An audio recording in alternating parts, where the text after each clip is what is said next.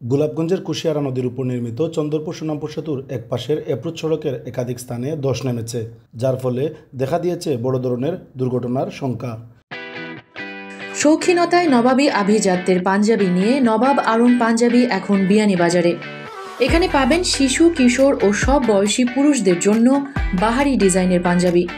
নবাব আরং পাঞ্জাবি একক পাঞ্জাবির নির্ভরযোগ্য প্রতিষ্ঠান। জামান প্লাজা, দ্বিতীয় তলা, বিয়ানীবাজার। গত 2 সপ্তাহে টানা বর্ষণের ফলে এ ধসের সৃষ্টি হয়েছে। তারপরও ঝুঁকি নিয়ে এ সড়ক দিয়ে চলাচল করছে ছোট বড় নানান যানবাহন। তবে এখনও বড় ধরনের কোনো দুর্ঘটনা না ঘটলেও প্রতিদিনই 2-4টি ছোট ছোট দুর্ঘটনা ঘটছে। ব্যবস্থা হইলে যে গাড়িগুলো আনা যাইতে পারবো, কারণ এই তো গাড়ি আসলে যাওয়ার সম্ভাবনা আছে। গাড়ি স্লো হয়ে যায়, বুঝছেন? রীতিমতো আমাদের সহযোগিতা করি আছে লিটার সরাতে কোনো নিয়ে নিয়ে তো একদিনে তো বাইরে খুদিয়া পারে খালি যান চলাচলের তো অবস্থা বেহাল তো এই তো কিন্তু থামা লাগে গাড়ি, এই সাইডের গাড়ি এখন থাকা লাগে তো সাইড ফাঁস হয় তো সাইডের গাড়ি আর হলো আর কি হলে আমরা চাই আর ওখান সরকারিভাবে কোনো কিছু তাকেতে এগুলা করিয়া দিতা বা ঠিক করার একটা যথা আর কি তাড়াতাড়ি ওখান ঠিক করা লাগে আর কি ব্যবস্থা মানুষ চলাচল লাগে আর কি।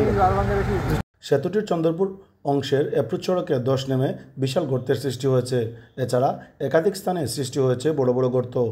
এতে প্রতিদিনই সড়কটি দিয়ে যাতায়াতকারী সহস্রাধিক যান ও পথচারীরা পড়ছেন দুর্ভোগে, ঘটছে ছোট বড় দুর্ঘটনাও।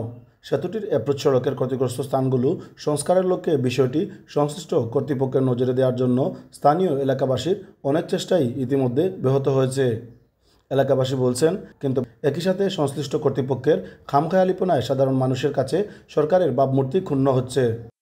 খুব কষ্ট হতো ভাঙ্গা আইতেইলেও বইয়া দাঁড়াইয়া হওয়া লাগে, আরও ভাঙবো যত বৃষ্টির দিনও এইবার যত পানি লাগবো আইয়া ভাঙবো।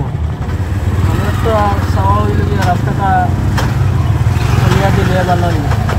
2015 সালের 20 আগস্ট প্রায় 24 কোটি 62 লাখ টাকা ব্যয়ে সড়ক ও জনপথ সহজ অধিদপ্তরের আওতাধীন সেতুটির অ্যাপ্রোচ সড়কের একাধিকবার ধস ও ভাঙন দেখা দিয়েছে। কিন্তু নতুন করে সেতুর অ্যাপ্রোচ আবারও ধসে যাওয়ায় স্থানীয়রা বড় ধরনের দুর্ঘটনার শঙ্কায় রয়েছেন। শহীদুল ইসলাম সাজু, এভিটিভি, বিয়ানীবাজার।